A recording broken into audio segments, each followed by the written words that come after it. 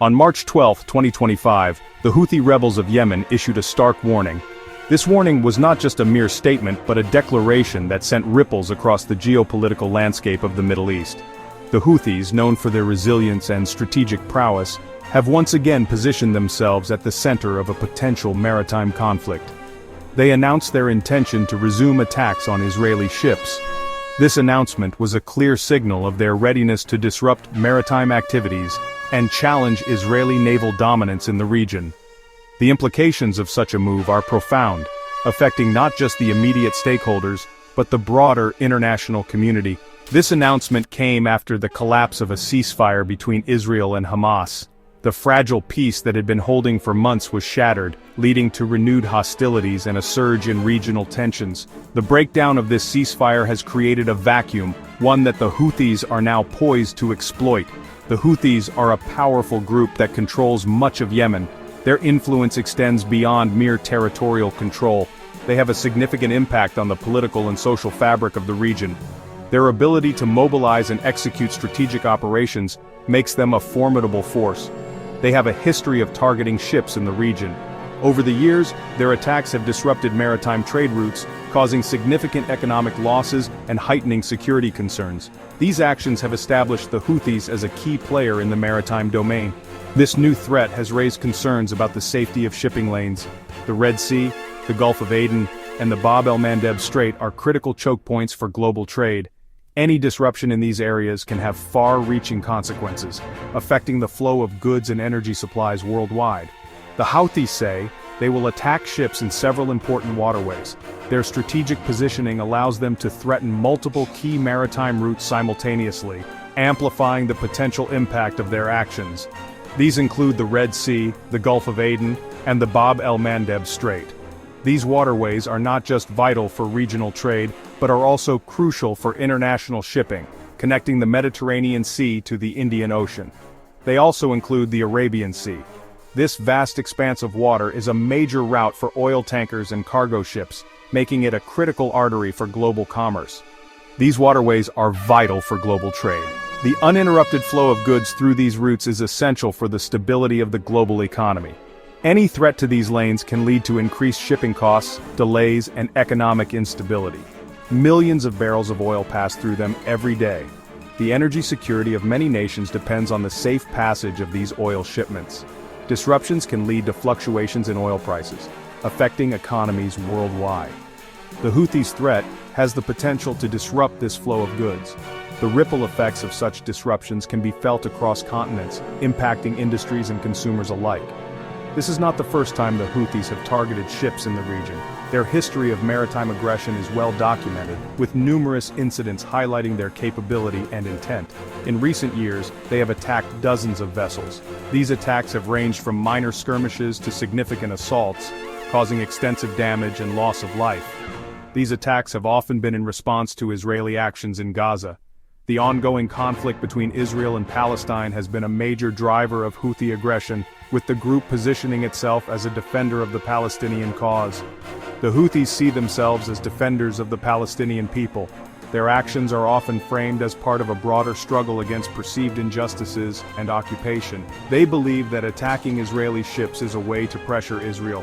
By targeting maritime assets, the Houthis aim to send a strong message and force a reconsideration of Israeli policies. The Houthis' latest threat is a serious escalation. It signals a potential shift in their strategy, from localized skirmishes to broader, more impactful operations. It has the potential to lead to a wider conflict in the region. The involvement of multiple state and non-state actors could escalate tensions and lead to a prolonged and devastating conflict. The international community must take steps to de-escalate the situation. Diplomatic efforts, confidence-building measures, and conflict resolution mechanisms are essential to prevent further escalation.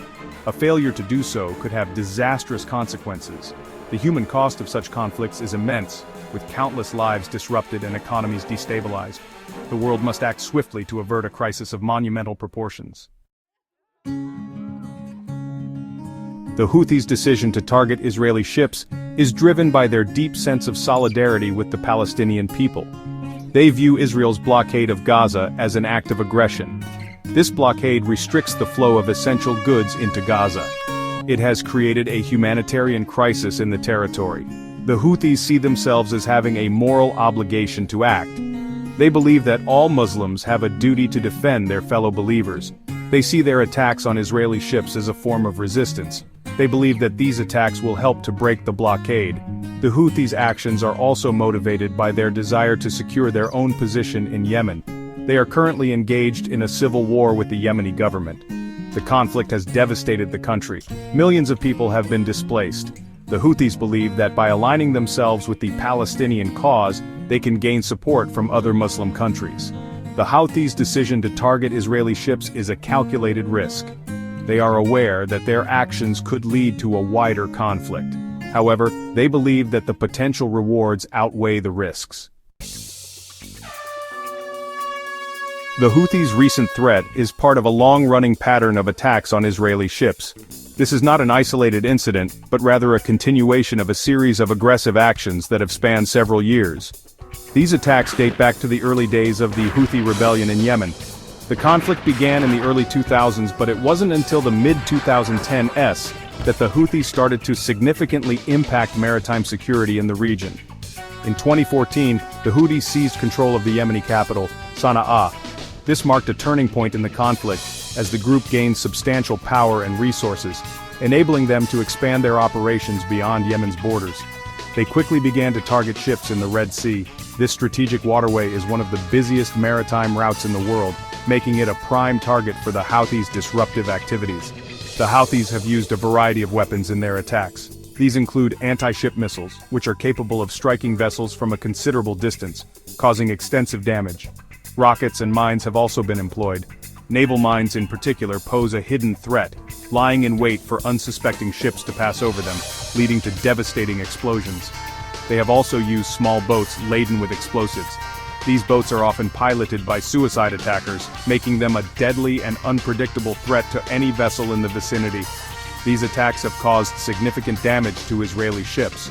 The financial cost of repairing these vessels is substantial, not to mention the impact on the shipping schedules and the broader economy. They have also killed and injured several Israeli sailors. The human toll of these attacks is a stark reminder of the ongoing conflict and its far-reaching consequences.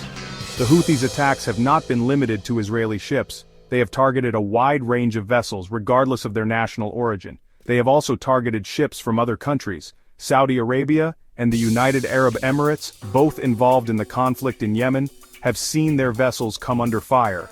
These include ships from Saudi Arabia, the United Arab Emirates, and the United States. The involvement of these nations in the conflict has made their vessels targets for Houthi attacks. The Houthis have justified these attacks by claiming that the ships were carrying weapons to their enemies in Yemen. This assertion is part of their broader narrative of resistance against foreign intervention. The Houthis' attacks on ships have had a significant impact on shipping in the region. The Red Sea is a critical artery for global trade, and any disruption here has wide-reaching implications. Many shipping companies have been forced to reroute their vessels. This not only increases travel time but also raises the risk of encountering other hazards in less familiar waters. This has increased the cost of shipping.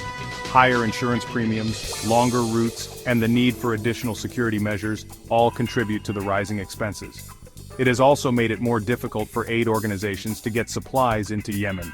The humanitarian crisis in Yemen is one of the worst in the world, and any delay in aid delivery can have dire consequences for the civilian population.